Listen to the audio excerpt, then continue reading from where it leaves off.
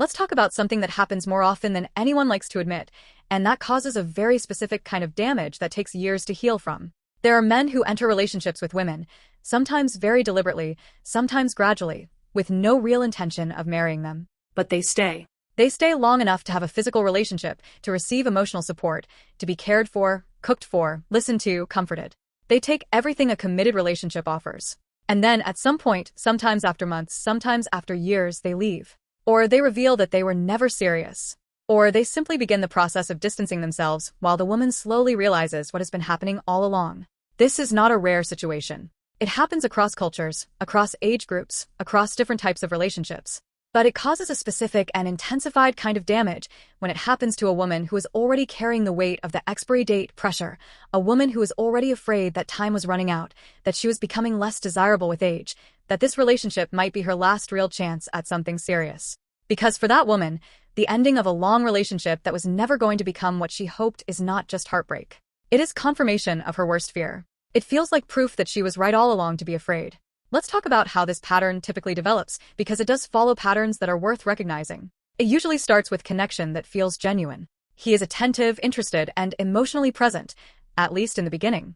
The relationship progresses to physical intimacy relatively quickly, or at a pace that feels natural because the emotional investment on her side is already high. She is genuinely invested. She is thinking about the future.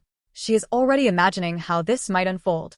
He, depending on his level of self-awareness, may or may not have been honest with himself or with her about what he actually wants. The ambiguity is often the central problem. He does not say, "I am not planning to marry you." He does not say, "I am not looking for anything serious." He says things that are warm and present tense, things about how good this is, how much he enjoys being with her, how she is unlike anyone he has known. He does not lie outright. He just never tells the complete truth about where he sees this going. And because she is afraid to ask directly, afraid that asking will make her seem pushy, desperate, or like she is trying to rush him, the conversation about the future gets postponed indefinitely. Months pass, sometimes years, and all the while she is giving. She is emotionally available in the way that women who are genuinely invested always are. She is physically present.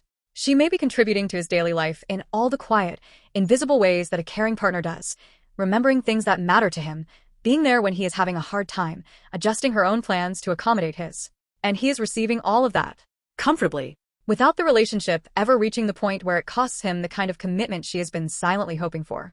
When it ends, and it usually ends when either she finally pushes for clarity and he is forced to be honest, or when he meets someone he actually does want to marry and the truth becomes unavoidable, the damage is significant. And it is not only emotional, though the emotional impact is enormous. There is also the psychological harm that comes from a very specific kind of betrayal. The discovery that someone you trusted with your body, your time, your emotional energy, and in many cases your deepest fears and vulnerabilities, was never fully present in the way you believed he was. That the intimacy you thought was mutual was, at least partly, unequal. That you were all in, and he was not. The psychological effects of this experience can be lasting, and they deserve to be taken seriously. Many women who go through this describe a period of profound self-questioning afterward, not just grief over the lost relationship, but a deep questioning of their own judgment. If I could not see this, what else am I missing? If I trusted someone who is not trustworthy, can I trust myself? That crisis of self-trust is one of the most damaging outcomes because it does not just affect how a woman feels about that one man. It affects how she approaches every relationship after, often making her either more guarded than is healthy or, counterintuitively, more likely to repeat the same pattern with a different person because the unresolved wound is still driving her choices. There is also something called sexual coercion through emotional manipulation, and while this phrase sounds clinical, it describes something very real.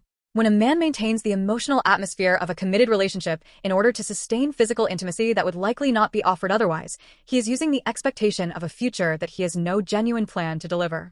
This is not the same as mutual casual intimacy between two people who are honest about their intentions. It is the use of false emotional framing to obtain something a woman might not have given freely if she had known the truth. What can actually help? A few things. The most protective thing, though it is not always easy, is to have the direct conversation early. Not on the first date, but within the first few months. Not, "Are you going to marry me?" but simply, "What are you actually looking for?" And then paying serious attention to not just what he says, but how he says it and whether his behavior over time is consistent with his answer. Vague answers to direct questions are themselves answers. Discomfort with the topic of the future in a relationship that has been going on for several months is itself information. Your time is not a renewable resource. And giving months or years of genuine investment to someone who is never going to give you what you were hoping for is a real cost, one that deserves to be recognized honestly, grieved properly, and learned from without self-blame. You were not foolish for trusting. You were human. The lesson is not to stop trusting. It is to listen more carefully, earlier, to what you are actually being shown. Thanks for watching. Please subscribe for Japanese and Korean language learning content, fun ESL class stories, sometimes even the toxic ones, plus videos about pets, plants, and anything interesting I discover in my daily life.